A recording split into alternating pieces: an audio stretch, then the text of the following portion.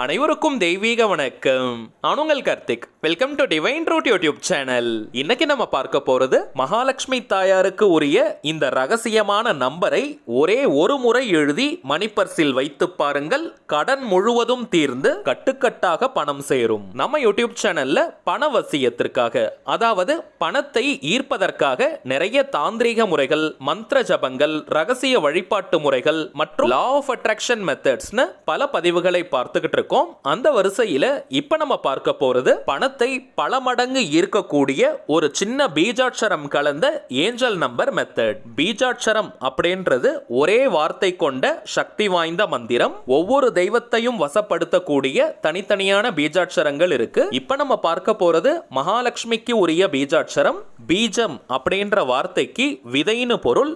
ஒரு விதை அளவில் சிறியதாக இருந்தாலும் ஒரு மிகப்பெரிய மரத்தின் சாராம்சம் அந்த விதைக்குள்ள தான் அடங்கி இருக்கும். அந்த விதையை வளமான மண்ணுல விதைச்சு தேவையான அளவிற்கு தண்ணீரும் சூரிய ஒளியும் கொடுக்கும் பொழுது அந்த விதை மரமாக மாறும். அதே போலதாங்க இந்த பீஜாட்சர மந்திரங்கள் அளவில் மிகவும் சிறியதாக இருந்தாலும் அதை சரியான உச்சரிப்புல சரியாக நாம் பயன்படுத்தும் பொழுது அதனுடைய பலன்கள் அளப்பரியதாக இருக்கும். நம்ம சேனல்ல நிறைய பீஜாட்சர மந்திரங்களை இதற்கு முன்னாடியும் பார்த்திருக்கோம். இப்ப நம்ம பார்க்க போகும் இந்த பீஜாட்சர மந்திரத்தை மகாலட்சுமி தாயாருக்கு உரிய அந்த ஏஞ்சல் நம்பருடன் எப்படி எழுதி வைக்கணும்னு இந்த வீடியோல நம்ம டீடைல்டா தெரிஞ்சுக்கலாம். அதற்கு முன்னாடி நம்ம சேனலை இப்பதான் நீங்க ஃபர்ஸ்ட் டைம் பார்க்கறீங்கன்னா மறக்காம சப்ஸ்கிரைப் பண்ணிக்கோங்க. பக்கத்துல இருக்க பெல் ஐகானையும் பிரஸ் பண்ணிக்கோங்க. அப்பதான் அப்லோட் பண்ற எல்லா பயனுள்ள தகவல்களும் உடனடியா உங்களுக்கு நோட்டிபிகேஷன்ல வரும். பொதுவாகவே ஒவ்வொரு எண்களுக்கும், அதாவது ஒவ்வொரு நம்பர்ஸ்க்கும் பார்த்தோம்னா தனித்துவமான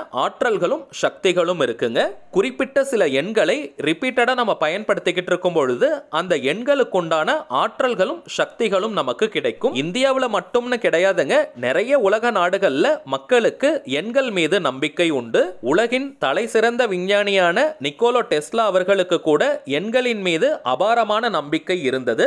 369 அப்படின்ற நம்பரை அவர் அடிக்கடி பயன்படுத்தி இருக்காரு. அவர் தங்கக்கூடிய ஹோட்டல் ரூம்ஸ்ல இருக்கக்கூடிய அந்த அறையின் எண் கூட பார்த்தீங்கன்னா இந்த 369 நம்பர்ஸ் உடைய கவுண்டிங் வர மாதிரி தான் அவர் செலக்ட் பண்ணி இருக்காரு.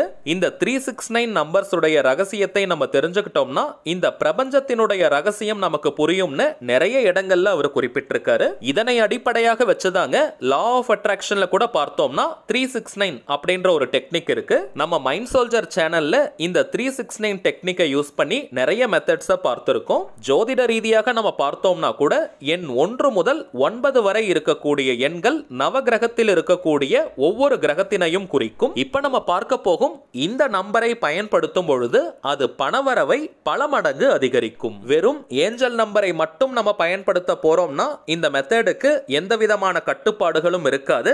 ஆனால் ஒரு சின்ன பீஜாட்சரம் இதுல கலந்து இருக்கிறதுனால வளர்பிறையில் வரக்கூடிய வெள்ளிக்கிழமை, பௌர்ணமி மற்றும் 3ஆம் பிறை வரக்கூடிய நாட்களில் மட்டும் தாங்க இந்த தாந்திரிக முறையை நம்ம செய்யணும். அன்றைய நாட்கள்ல ராகு காலம் மற்றும் யமகண்ட நேரத்தை மட்டும் நீங்க தவிர்த்துட்டு மற்ற எந்த நேரத்துல வேணாலும் இந்த மெத்தடை நீங்க ஃபாலோ பண்ணலாம். வெள்ளிக்கிழமைக்கான ராகு கால நேரம் காலை 10:30 மணி முதல் நண்பகல் 12 மணி வரை, யமகண்டம் பிற்பகல் 3 மணி முதல் மாலை 4:30 மணி வரை. சோ இந்த ரெண்டு நேரத்தை மட்டும் தவிர்த்துட்டு அன்றைய நாள் முழுவதும் எந்த நேரத்துல வேணாலும் இந்த முறையை நீங்க ஃபாலோ பண்ணலாம். அதே போல பௌர்ணமி மற்றும் 3ஆம் பிறை வரக்கூடிய நாட்கள் எந்த கிழமை வேணாலும் வரலாம். ஜஸ்ட் நீங்க கேலண்டர்ல பார்த்தாலே அன்றைய தினத்திற்கான ராகு காலம் மற்றும் யமகண்ட நேரம் உங்களுக்கு தெரியும். சோ அந்த டைமிங்ஸை மட்டும் நீங்க தவிர்த்துடுங்க. ஆண்கள் பெண்கள் யார் வேணாலும் இந்த தாந்திரிகத்தை செய்யலாம். குளிச்சுட்டு அசைவம் சாப்பிடுறதுக்கு முன்னாடி இந்த தாந்திரிகத்தை செஞ்சு முடிச்சிருங்க. தலைக்கு குளிக்கணும்ன்ற அவசியம் கிடையாதுங்க,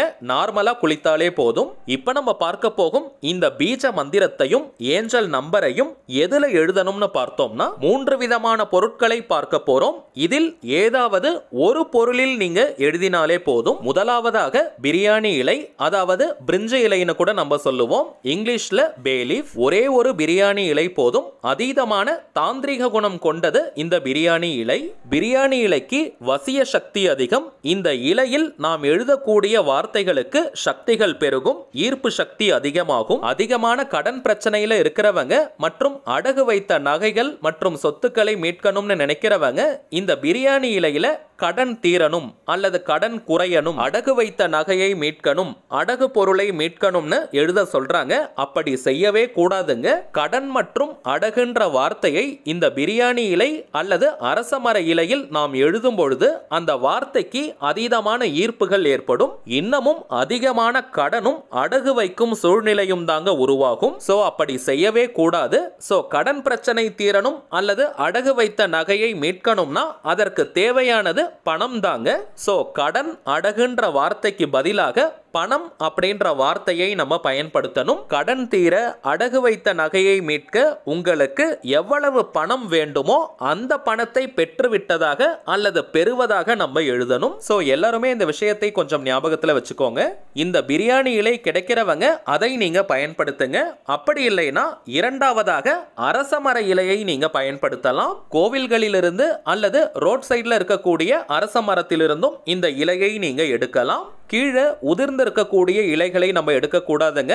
மரத்திலிருந்து தான் அந்த இலையை நம்ம பறிக்கணும். ஒரே ஒரு இலை நமக்கு போதும். ஓட்டைகள் இல்லாத கிழியாத இலையாக பார்த்து நீங்க எடுத்துக்கோங்க. இந்த அரசமர இலையை எடுக்க போறவங்க சாயங்காலம் 6 மணிக்குள்ளாக நீங்க எடுத்துருங்க. எடுத்துட்டு வந்த இலையை கொஞ்சம் நல்லா தண்ணீர்ல வாஷ் பண்ணிட்டு அதற்கு பிறகு நீங்க பயன்படுத்துங்க. அரசமர இலைக்கு வசிய சக்தியும் தெய்வீக தன்மையும் அதிகம். பிரியாணி இலை அல்லது அரசமர இலைன்னு ரெண்டுமே கிடைக்காதவங்க நீங்க பேப்பர்ல இப்ப நம்ம பார்க்க போகும் பீஜாட்சரத்தையும் ஏஞ்சல் நம்பரையும் எழுதலாம். ஒயிட் கலர் அன்ரூல்டு பேப்பரை நீங்க எடுத்துக்கணும். சின்னதா அந்த பேப்பர் இருந்தாலே போதும். அடுத்ததாக எழுதுவதற்கு கிரீன் கலர் பச்சை நிற பேனாவை மட்டும் தாங்க நம்ம பயன்படுத்தணும். வேற எந்த கலரையும் நம்ம எழுதுவதற்கு பயன்படுத்த கூடாது. பச்சை நிறத்திற்கு பணத்தை வசியம் செய்யும் ஆற்றல் இருக்குங்க. அதனால கிரீன் கலர்ல எழுதக்கூடிய பென், பென்சில், மார்க்கர், ஹைலைட்டர், ஸ்கெட்ச்னு எதை வேணா நீங்க யூஸ் பண்ணிக்கலாம். கொஞ்சம் பெருசா தெரிகிற மாதிரி நம்ம எழுதணும். அதனால கிரீன் கலர்ல இருக்கக்கூடிய ஸ்கெட்ச், மார்க்கர் அல்லது ஜெல் பென் மாதிரி பொருட்களை நீங்க பயன்படுத்துங்க. பெண்கள் தீட்டு நேரமாக இருந்தாலும் இந்த மெத்தடை நீங்க ஃபாலோ பண்ணலாம். தவறு கிடையாதுங்க. சரி வாங்க நாம் எழுத போகும் அந்த ஏஞ்சல் நம்பர் என்னன்னு பார்க்கலாம். நம்ம டிஸ்பிளேல கூட தெரியுது பாருங்க.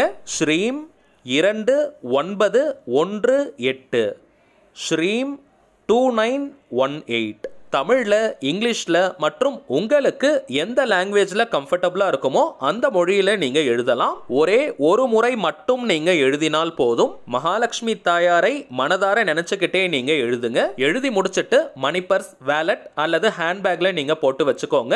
மற்றும் பணம் வைக்கக்கூடிய பீரோ, லாக்கர் அல்லது கல்லா பெட்டியிலும் நீங்க போட்டு வைக்கலாம். உங்க மணி பர்ஸ்ல எப்பெல்லாம் நீங்க டிரான்சாக்ஷன் செய்றீங்களோ, அதாவது பணத்தை வைக்கும் போது மற்றும் எடுக்கும் போதெல்லாம் நீங்க எழுதி வச்சிருக்க பீஜாட்சரம் கலந்த அந்த ஏஞ்சல் நம்பரை ஜஸ்ட் ஒரு முறை நீங்க பாருங்க. அதை கையில எடுத்தும் பார்க்கலாம் அல்லது மணி பர்ஸ்குள்ளேயே கூட ஜஸ்ட் நீங்க பாருங்க. பீரோ, லாக்கர், கல்லா பெட்டியிலும் இதே போல பணத்தை வைக்கும் போதும் எடுக்கும் பொழுதும் ஜஸ்ட் நீங்க அதை ஒரு முறை பாருங்க. இப்ப நம்ம பார்த்ததை போல கரெக்டா நீங்க செஞ்சு பாருங்க. சில நாட்களிலேயே பணவரவில் மிகப்பெரிய முன்னேற்றம் ஏற்படுவதை கண்கூடாக நீங்க பார்ப்பீங்க. பணத்தை ஈர்க்கக்கூடிய நிறைய சந்தர்ப்பங்களும் சூழ்நிலைகளும் உங்கள் கண்முன்னே விரிவடையும். நீங்க எழுதி வச்சிருக்கக்கூடிய அந்த இலை அல்லது பேப்பரை இத்தனை நாட்களுக்கு ஒரு முறை மாற்றணுமான்னு கேட்டீங்கன்னா அப்படி கிடையாதுங்க. ரொம்ப பழசாகிடுச்சு அல்லது கிழிஞ்சு போயிடுச்சு அல்லது மிஸ் பண்ணிட்டீங்கன்னா நீங்க புதியதாக இதே போல எழுதி வைக்கலாம். திரும்பவும் நீங்க எழுதும் பொழுது ஆல்ரெடி நம்ம பார்த்த அதே நாட்கள் அதே டைமிங்ஸை நீங்க ஃபாலோ பண்ணிக்கோங்க. அதே போல நீங்க எழுதி வச்சிருக்கக்கூடிய பழைய இலை அல்லது பேப்பரை நீங்க எரிச்சிடுங்க. எந்த நாள், எந்த கிழமை, எந்த நேரத்தில் வேணாலும் இதை நீங்க எரிக்கலாம். மிகவும் எளிமையான இந்த தாந்திரிகத்தை நம்ம சேனலுடைய அனைத்து சப்ஸ்கிரைபர்ஸ் மற்றும் வியூவர்ஸ் தவறாமல் நீங்க ஃபாலோ பண்ணுங்க. சரிங்க, அவ்வளவுதான் இந்த பதிவு. நிச்சயமா உங்களுக்கு பயனுள்ளதா இருந்திருக்கும்னு நினைக்கிறேன். மேலும் இந்த வீடியோ உங்களுக்கு பிடிச்சிருந்தா மறக்காம லைக் பண்ணுங்க. நம்ம சேனலையும் சப்ஸ்கிரைப் பண்ணிக்கோங்க. தேவைப்பட்டுச்சுன்னா உங்க ஃப்ரெண்ட்ஸ் அண்ட் ஃபேமிலிக்கும் இந்த வீடியோவை ஷேர் பண்ணுங்க. அடுத்ததா இன்னொரு முக்கியமான தலைப்போட நான் உங்களை சந்திக்கிறேன். என்றும் அன்புடன் கார்த்திக். நன்றி.